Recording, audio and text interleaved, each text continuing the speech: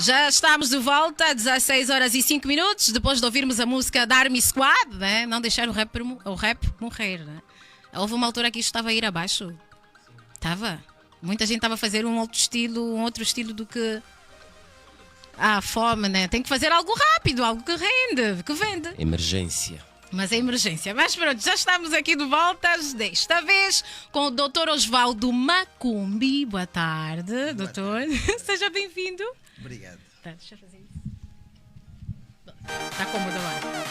Tá bem. Boa tarde, doutor Osvaldo. Boa tarde. É um prazer. Muito gosto.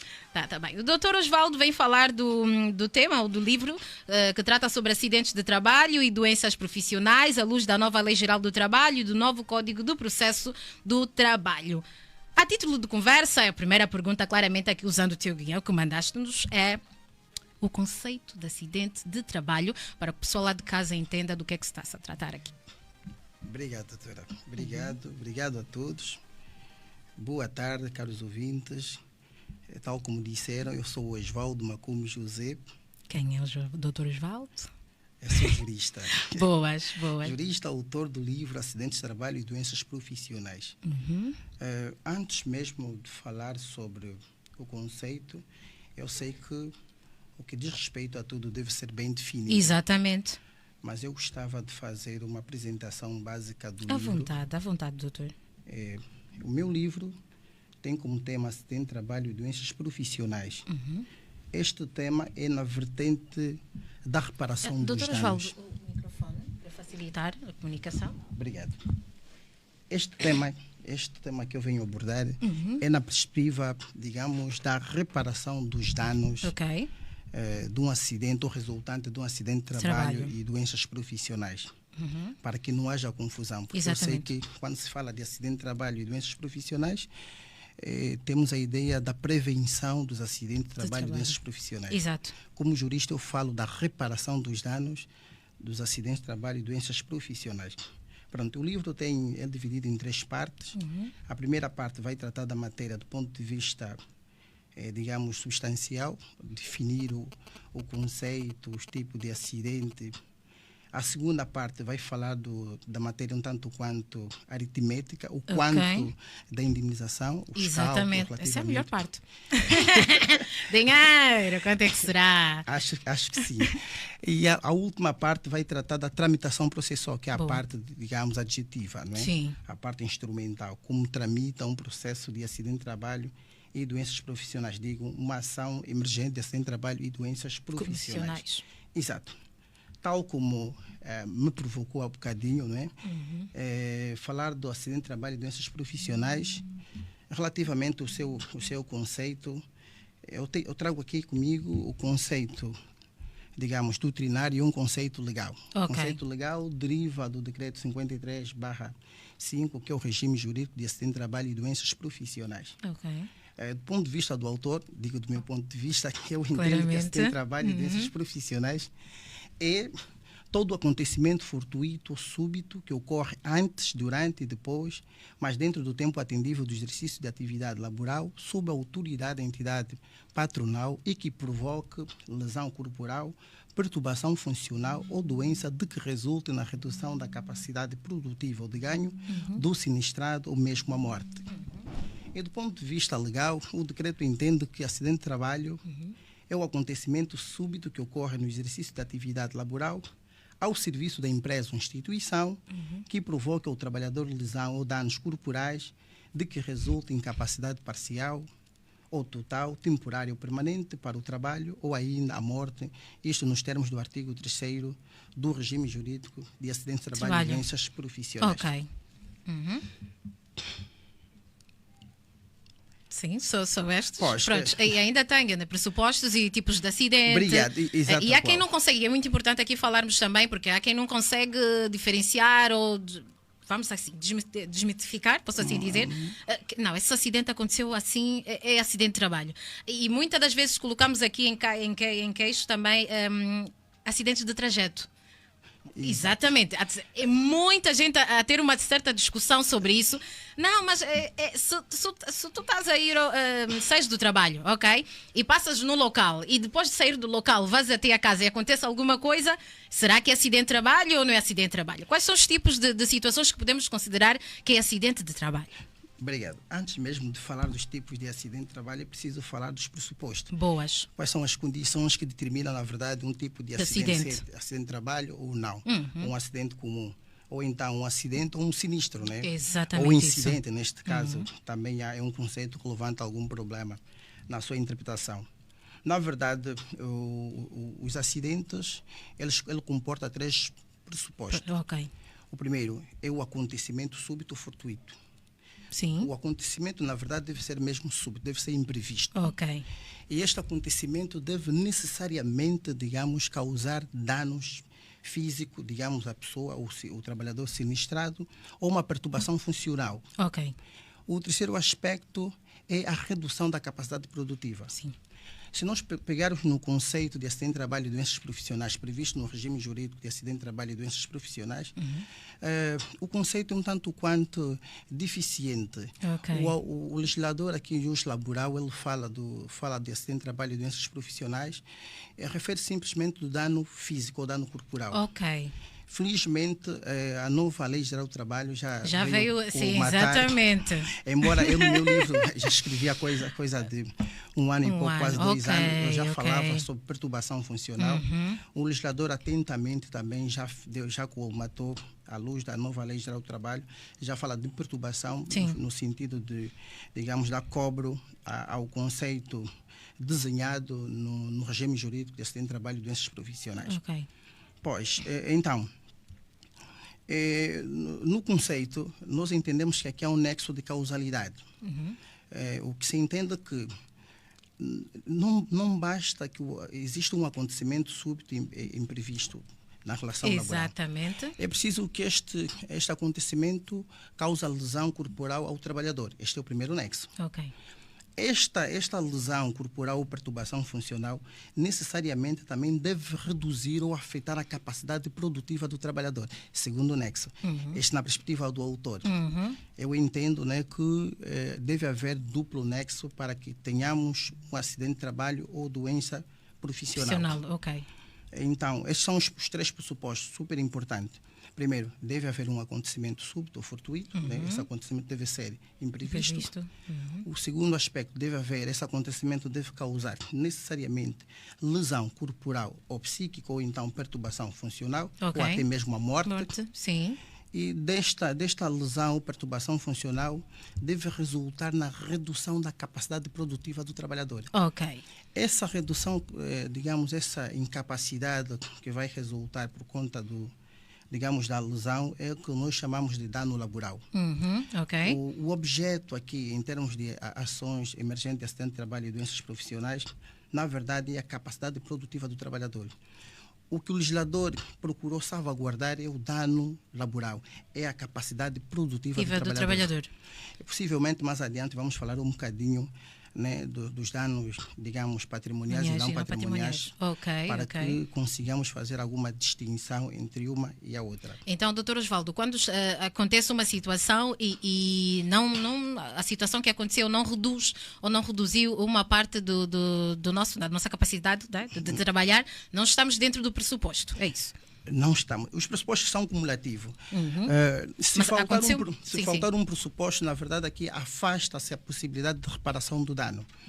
O legislador não deixou de parte, né, a perspectiva de que haja, digamos, o acontecimento e o dano e não reduza a capacidade produtiva do trabalhador. Exato. Se aqui, digamos, a redução for residual, neste caso, se não reduzir a capacidade de forma considerável, há uma forma de compensar por intermédio dos primeiros socorros.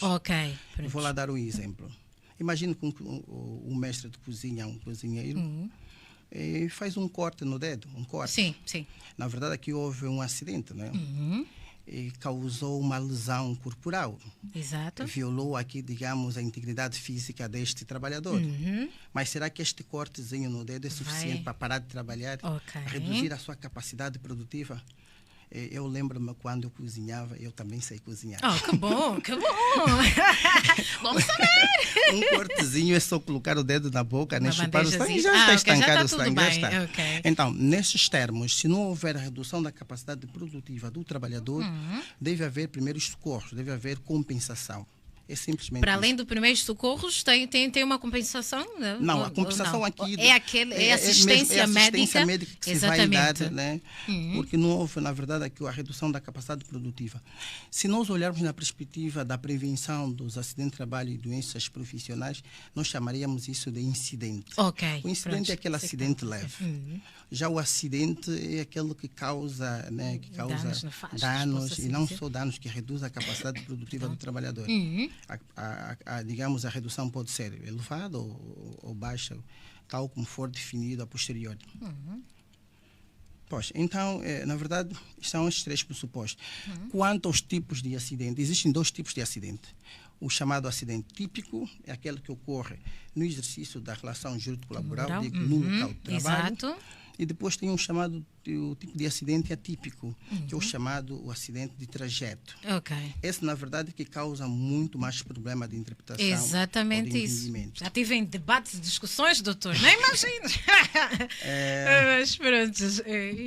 Eu, na verdade, eu reconheço a dificuldade de se entender. Essa exceção, exatamente.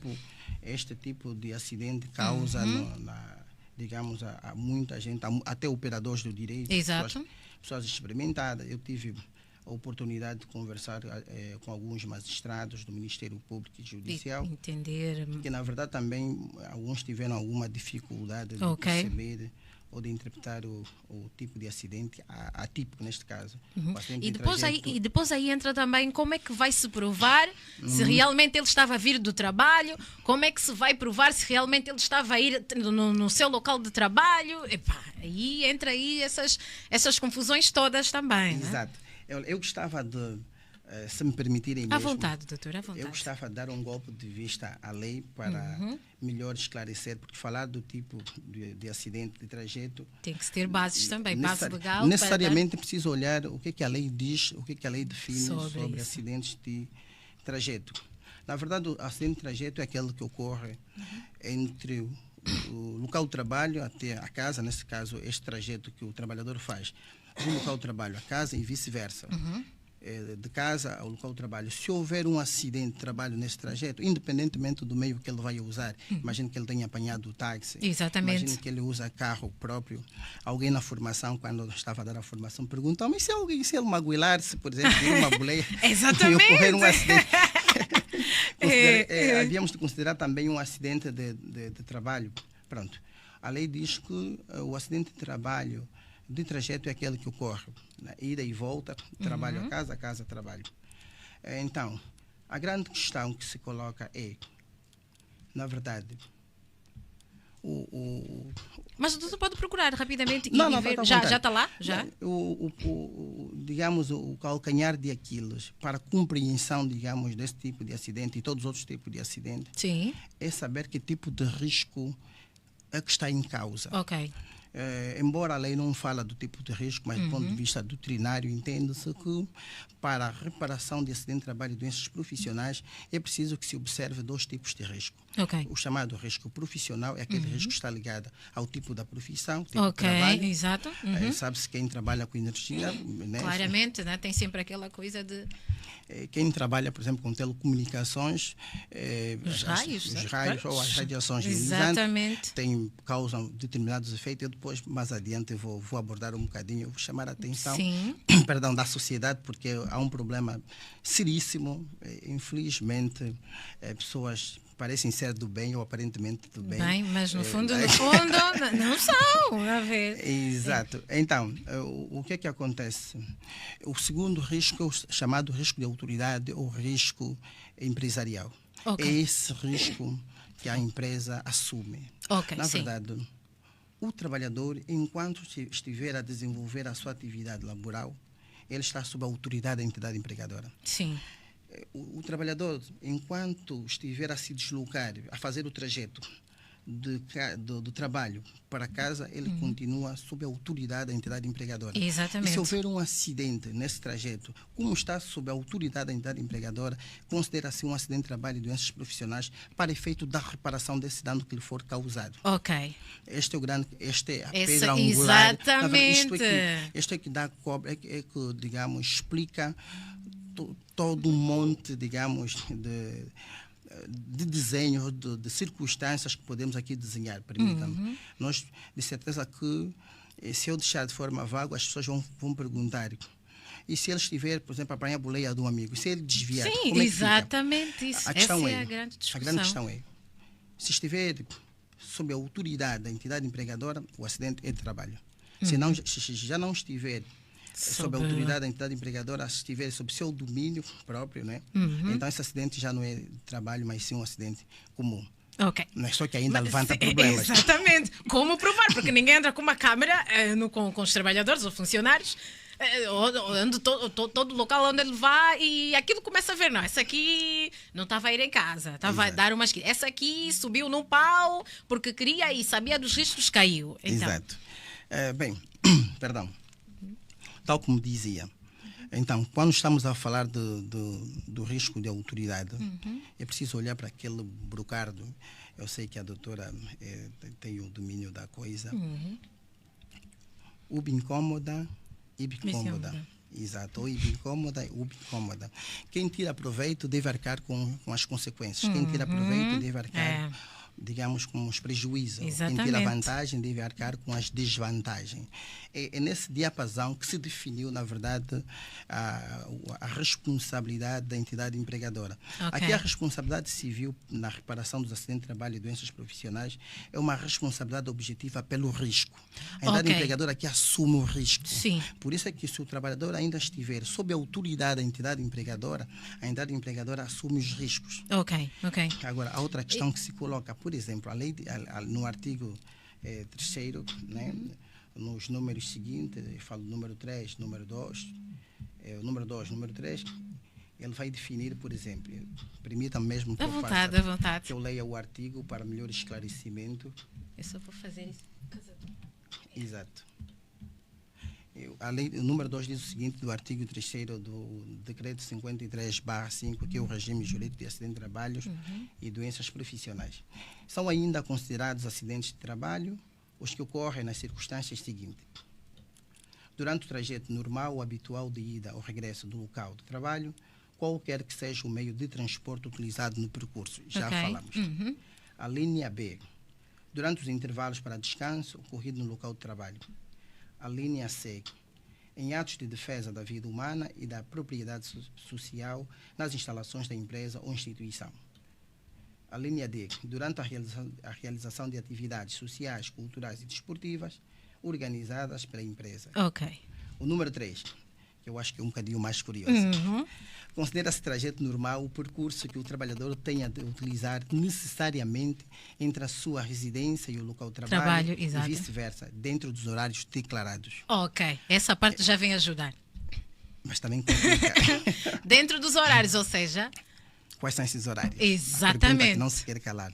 Que horários definidos são esses? Será que a lei definiu algum horário? Um horário, exato. Nós sabemos que o horário de trabalho normal são 8 horas por dia, 44 horas por semana. Sim. O trabalhador ele trabalha de segunda a sexta, 8 horas. Depois trabalha mais 4 horas no sábado para corresponder 44 horas. Porque exato. 5 vezes 8, 40. Para 44 vai faltar 4 horas. Por isso é que muitos trabalham no sábado 4 horas de tempo. Exato. Será que esse horário que a lei está a querer definir? Será que o horário... É dentro deste... Ou seja, ele entra 8 horas e sai às 17. Se exato. O acidente acontecer nestes horários, ou dentro destes horários, é acidente de trabalho, se for esse de percurso. Este é o entendimento? Não, este não é o entendimento.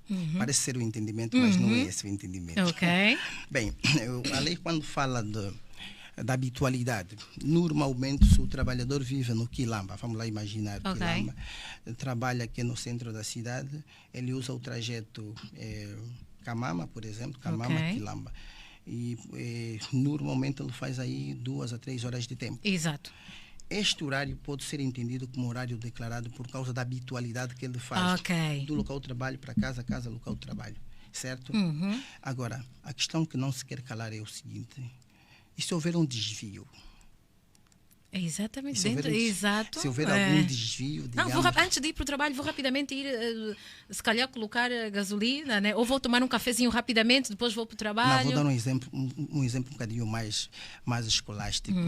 Imagina que ao longo do caminho, eu entendo parar na farmácia, comprar uma medicação para a mulher, que não pode faltar a medicação. Ou entendo desviar um bocadinho, pegar o filho na creche, que é habitual, e levar para casa. Eu pergunto, será justo que ela não vai à busca do seu filho na creche, que é muito próximo da vida que ele faz, vai primeiro para casa e depois volta? Regressa? Não faz sentido. Obviamente que não. Então, atendendo, digamos, a necessidade atendível, permita-me a redundância, né? Aqui a lei, o legislador procura chamar a atenção a esta necessidade atendível. Essa necessidade atendível deve estar conexionado, digamos, com a habitualidade, o princípio da razoabilidade, o princípio do juízo da admissibilidade. É admissível que ele desvie um bocadinho da sua rota, vai até o colégio do seu filho, pegar o filho e levar a casa. Não é admissível. É admissível. Do ponto de vista de justiça, é admissível. Obviamente. Aliás, doutora, eu espero que não seja muito técnico na minha abordagem, né? Entende-se que o direito obedece o princípio da unidade, a unidade do direito, né? É preciso que o direito está ao serviço da justiça. Exatamente. Né? O fim último do direito é a realização da justiça. Então, se é justo que eu faça esse desvio para pegar o meu filho, então ainda assim estou sob a autoridade da entidade empregadora. Se ocorrer um acidente, como estou sob a autoridade da entidade empregadora, este acidente ainda é de trabalho. Então é passível de reparação nos termos do regime jurídico. Muito bom. Obrigado. Agora, doutor, rapidamente fazendo aqui essa diferença, né, tanto acidentes de trabalho na função pública. Obrigado. Eu faço essa provocação. Na verdade, mas é provocação mesmo. Na verdade, a função pública não tem um pacote legislativo que trate das matérias acidentárias, que fala de acidente de trabalho, doenças profissionais como tal. Não tem. Mas eles fazem exato. Se olharmos para aquilo que é o nosso decreto. O decreto no artigo 2º, relativamente, quando fala do âmbito, exclusões, o decreto exclui, digamos, a função pública. Ele diz que os funcionários públicos e agentes administrativos, esses estão fora do âmbito desta lei. Mas o artigo 57 do mesmo decreto diz o seguinte: funcionários públicos e agentes administrativos, se não tiver alguma lei sobre que trata de acidente de trabalho e doenças profissionais na função pública ou dos funcionários públicos, então eles são, digamos, se houver algum acidente, são tratados à luz do direito como são tratados à luz do decreto 53/5, que é o regime jurídico de acidente de trabalho e doenças profissionais, com todas as consequências cabíveis. Neste caso, se houver um acidente de trabalho na função pública, por exemplo, o diploma numa empresa estatal, só para entenderem, uma empresa estatal, ou mesmo, não falo só da empresa estatal, falo mesmo também, eu falo aqui estamos aqui a falar da administração, tanto central como local. Exato. Imagine num departamento ministerial. Exato. O funcionário, por exemplo, do Ministério, vamos lá, imagine lá um Ministério do Interior, por exemplo. Se sofrer um acidente, então, a lei que vai ser observada ou chamada para tutelar, digamos, ou dar cobro a esta situação, é mesmo esse regime jurídico, esse decreto, digamos, regime jurídico. Então, falando da função pública, a lei admite que, por causa de alguma sensibilidade em determinados setores da função pública, então esta lei deve ser, digamos, aplicada com alguma adaptação. Eu vou lhe dar um exemplo. A Polícia Nacional, as Forças Armadas, por exemplo, é função pública, embora no regime especial. Não vamos colocar essa questão agora, porque levanta outros. Levanta. Pronto, só a título de exemplo, né? Então, a função pública ainda, enquanto não houver um diploma especial que trata da função pública, o diploma que será, digamos, observado vai ser mesmo este. Não temos uma tradição ainda de processos emergentes de acidente de trabalho e doenças profissionais na função pública. No tribunal, nós não temos. Eu lembro que eu fiz um estágio, enquanto advogado não tive nenhuma experiência de um processo da função pública. Ok. Eu não sei o que é que se passa. Não sei mesmo. Doutor, olhando aqui, como experiência, pronto, as empresas têm cumprido no que toca a indemnizações, a assistência, principalmente aos seus trabalhadores que passam por essa situação, ou ainda há aquele eu posso dizer o quê? Força, né? De não cumprir, de achar que não, ele foi para a vida dele, ele desviou, não vamos pagar, a culpa não é nossa. Como é que hoje em dia estão as coisas no que concerne a acidentes de trabalho e doenças profissionais? Doutora, eu acho que o que é mais difícil de perceber é o próprio Estado. Ok. O Estado às vezes parece um surdo com as duas mãos nos ouvidos, tal como dizem de rede neutra. O Estado às vezes, digamos, tem sido ignorante culposamente. O Estado já devia ter criado um pacote legislativo, leis especiais para tratar dessas matérias. Se nós olharmos para o artigo 7º do decreto, este decreto obriga que as empresas privadas, todas aquelas que estão sob tutela da lei, ou deste decreto, obriga que assegurem os seus trabalhadores contra o risco de acidente de trabalho e doenças profissionais. Este seguro é obrigatório, não é facultativo, é obrigatório. Este seguro, digamos, é obrigado às empresas privadas. Automaticamente, como a função pública não tem um pacote legislativo especial, também obriga a função pública. Doutora. Ou seja, todos os trabalhadores têm que ter seguro. Trabalhadores, funcionários públicos, agentes administrativos, aqueles que estão sob conta de outrem, devem assegurar os seus trabalhadores contra acidente de trabalho e doenças profissionais. Exatamente. Eu fiquei preocupado com a própria função pública. Não assegura os seus funcionários e agentes administrativos. Exato. Por isso é que eu disse no início de conversa que o Estado às vezes parece uma pessoa de boa fé, mas lá no fundo às vezes não, né? Então esta ignorância, eu chamo isso de ignorância culposa. O Estado deveria saber, né? Tratar destas situações. Exato. Creio eu que algum setor da função pública já começou a tomar algumas medidas. Parece que acordou, né? Espero bem que assim... E os outros sigam esses passos. Exato. Mas a função pública no seu todo, não. Eu lembro-me que houve uma entrevista de um comentarista muito conhecido, que levantou essa questão num jornal. Por que a função pública não assegura os seus funcionários contra os riscos de acidente de trabalho e doenças profissionais? É a própria função pública que obriga as empresas privadas.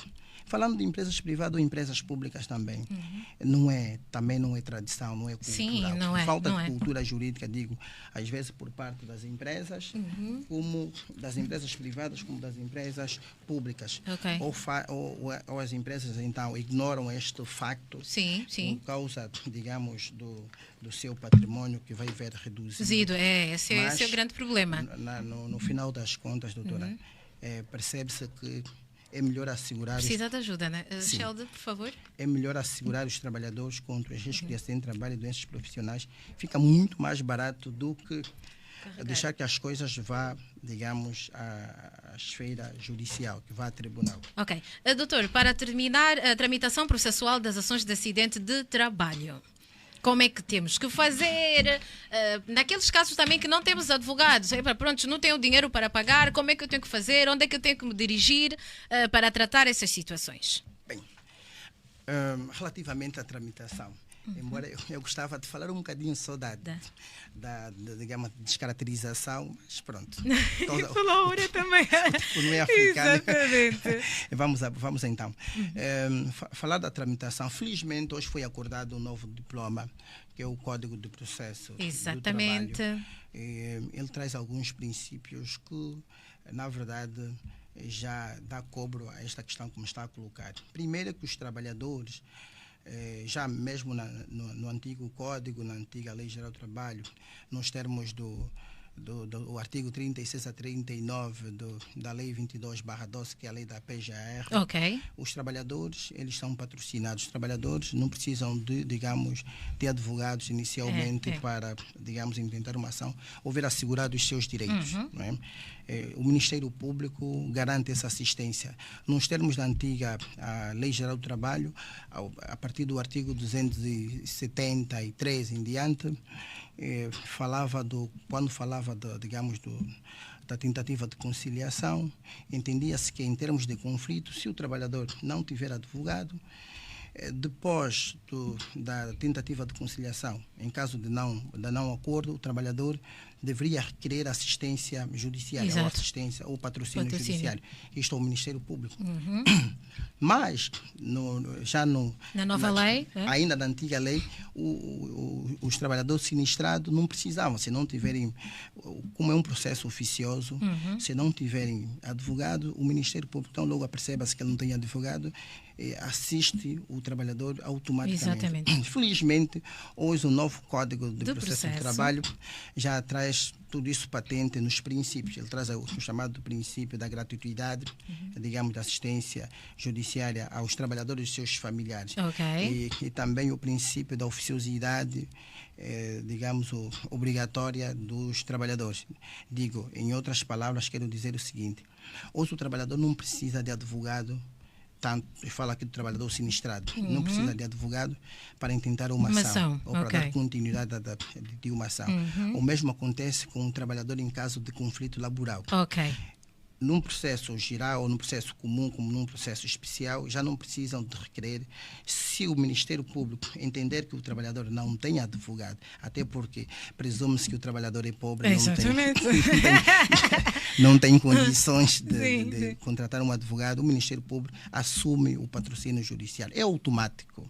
É trabalho do Ministério Público. Aliás, o Ministério Público é o representante, digamos, representante do Estado do ponto de vista legal, então deve proteger os mais desfavorecidos, mais coitado do trabalhador mais pobre. Mais pobre, né? Pois, então, rapidamente aqui, doutor, já estamos em cima da hora. Para terminar, não é? Este processo faz uma participação, um requerimento em caso de acidente de trabalho ou doenças profissionais. O trabalhador faz um requerimento, entra na sala do trabalho, na Secretaria Judicial, porque é um processo, digamos, jurisdicional, mas é um processo uno, mas bifásico. Ele tem duas fases. Duas fases. Ela entra no judicial, depois de conclusado, o juiz remete para o Ministério Público no sentido de instruir o processo ou remeter à fase da conciliação. Nesta fase, digamos, do Ministério Público, que é chamada fase de instrução do processo ou fase conciliatória, ela comporta 2 a 3 fases, chamada a instrução preliminar, a fase da perícia ou exame e a outra fase, que é a fase de tentativa de conciliação.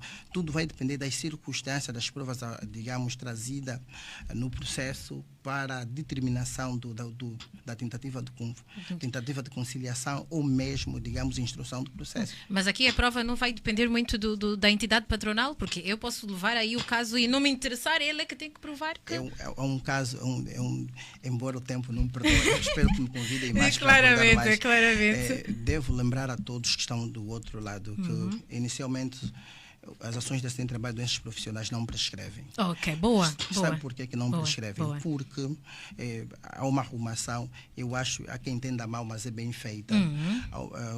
Quem tem a obrigação de participar do acidente de trabalho e doenças profissionais ao tribunal é a entidade empregadora ou a seguradora, caso lhe tenha sido transferido essa responsabilidade civil. O trabalhador participa facultativamente. Ainda que tenha ocorrido um acidente há 10 anos atrás, o trabalhador, se findar agora o contrato, se cessar agora o contrato, pode. Ainda que tenha cessado 2, 3 anos depois, pode fazer isso. Depois de dar entrada do processo, como é um processo oficioso, o juiz e o Ministério Público, dependentemente da fase, vão atrás também das provas. Quem vai intimar? É como se fosse um processo criminal. Exatamente. Num crime, por exemplo, de homicídio, o Ministério Público, como é o titular da ação penal, deve recolher as provas. Exatamente. O mesmo acontece no acidente de trabalho e doenças profissionais. Esta é a grande novidade que muitos técnicos, infelizmente, não sabem. Eu vou já, para terminar mesmo. Para terminar mesmo, doutor, rapidamente. Checkmate, é verdade. O livro, como é que o pessoal pode fazer ou deve fazer para ter o livro? Nós estamos na fase de acabamento. De acabamento, exato. O lançamento está marcado para a primeira quinzena de maio. Boa. Entre 3 a 7 de maio. Daqui a pouco. Daqui a pouco já. Então, o livro vai ter um preço evangélico. Na verdade, o meu livro, modéstia à parte, sem vaidade nenhuma, embora só a vaidade. O livro, na verdade, eu vou vender um curso profissionalizante. É como se fosse uma pós-graduação, né, que custa 800 mil kwanza, mas vou vender a preço de banana. Vou vender muito provavelmente 20 mil kwanzas. Né? Esse é um preço evangélico para um curso de 800 mil kwanzas. Não é? Muito. Pois. Doutora, como é que as páginas do doutor, onde é que podem fazer, como é que entram em contacto? Já estou a trabalhar nas páginas, até porque tenho a minha sobrinha. Já falou das... Qual é o nome da sobrinha? Elizabeth, beijinhos aqui, assistente aqui da parte digital, né? Pronto, isso minha é bom. Filha, pronto, estamos a colher os frutos. Que bom. O coração é a Elizabeth. Então, é isso. As páginas, a editora... Quem é editora? A editora é a Moinho. Ok. Pronto. Facebook, WhatsApp, Instagram, LinkedIn e pronto. Depois vamos anunciar as outras páginas. Sim. Exato. Ok, foi um prazer. É sempre bom estar aqui com o Dr. Osvaldo. Bebe sempre de alguma coisa. Ainda vou beber no off também de algumas coisas, de algumas inquietações e por aí afora. Então, fiquem aqui atentos. Se tem uma situação, se aconteceu uma situação aí na empresa e a entidade patronal está aí, não sei o que, já sabem o que é que tem que fazer, onde é que devem se dirigir e ter aqui o seu direito posto, né? Exatamente isso. Então, muito obrigada, Dr. Osvaldo, por hoje é tudo. Quem quiser mais saber de alguma coisa, vai às páginas do Dr. Osvaldo Macumbi. Macumbi, direito ao nome. Osvaldo Macumbi. Osvaldo Macumbi. José. O que é que significa Macumbi, doutor? Macumbi no norte significa navio. Navio. Mas navio, na verdade, tem um significado maior do que isto. Né? Navio é aquela coisa que leva muita coisa. Exatamente. Na verdade, é aquele que carrega os problemas dos outros. Por causa disso, está-me a pesar. Está a pesar, mas é pesar. Eu sou matumona, o que veremos. Verão, exatamente isso. Muito bom. E pronto, nós vamos ouvir música, depois voltarmos para mais. Até já. Um bom cidadão reconhece os seus direitos, mas também aceita as suas responsabilidades. Está conectado à Rádio Muzangala? Então Alô Juventude é para ti.